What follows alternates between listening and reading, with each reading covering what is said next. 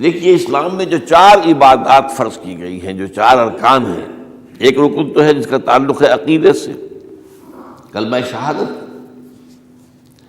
اور 4 ارکان وہ ہیں جن کا تعلق عبادات سے، نماز، روزہ، حج اور زکوٰۃ۔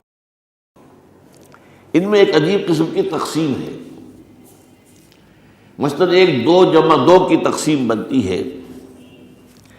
2 عبادات ان میں سے وہ ہیں جو ہر مسلمان پر فرض ہے، امیر ہو غریب ہو، مرد ہو عورت ہو، ہر ایک پر فرض ہے، نماز اور روزہ، یہ دونوں چیزیں ہر ایک پر فرض ہیں۔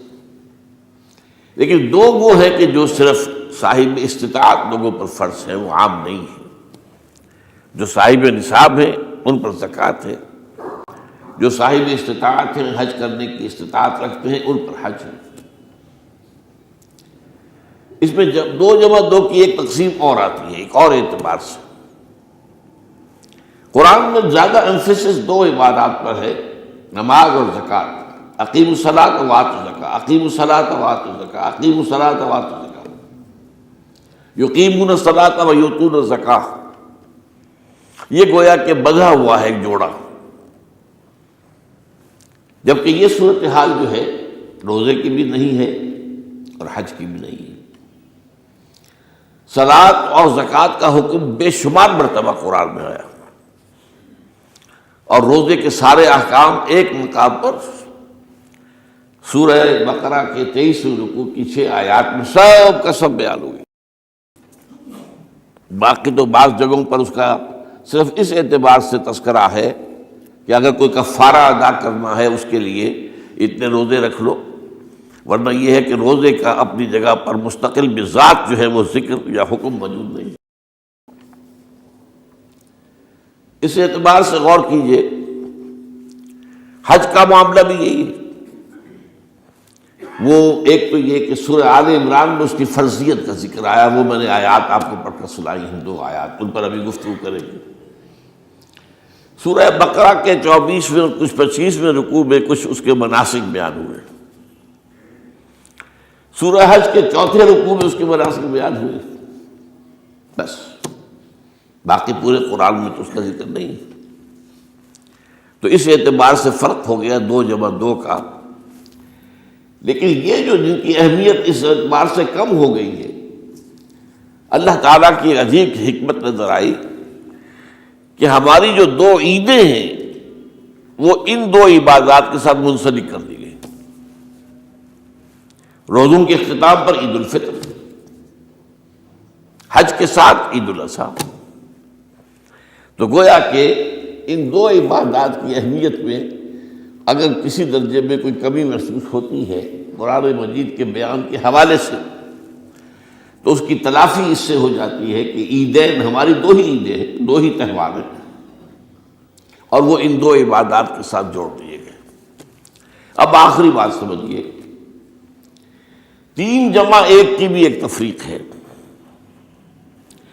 3 عبادات وہ ہیں جو مؤقت ہیں صرف، یعنی معلق بالزمان، ان کا تعلق وقت کے ساتھ ہے، یہ نہیں ہے کہ کسی خاص جگہ سے متعلق ہے۔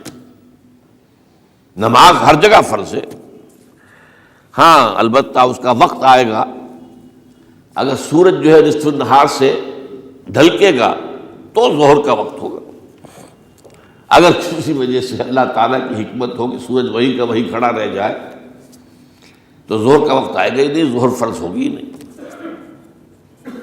مغرب اسی وقت فرض ہوگی جبکہ سورج غروب ہو جائے،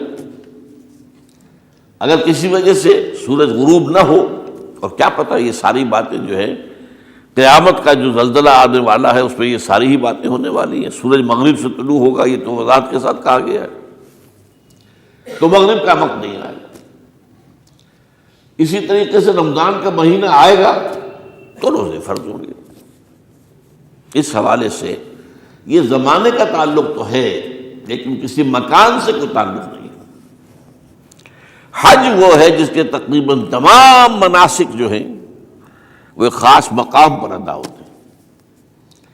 آپ سفر کر کے جائیے، مکہ مکرمہ جائیے، اللہ کے گھر کا طواف کیجیے، پھر وہاں سے جو بھی روانگی ہوتی ہے یوم الترویہ 8 ذی الحجہ کو نکلیے اور جا کر منا میں قیام کیجیے ایک رات، پھر 9 کی صبح کو نکلے عرفات جائیے، عرفات میں شام تک قیام رہے گا، لیکن مغرب کی نماز کے وقت کے بعد وہاں سے نکلیں گے، مغرب وہاں پڑھیں گے نہیں، وہ جا کر مزدلفہ میں پڑھی جائے گی عشاء کے ساتھ ملا کر، چاہے کتنی دیر ہو جائے۔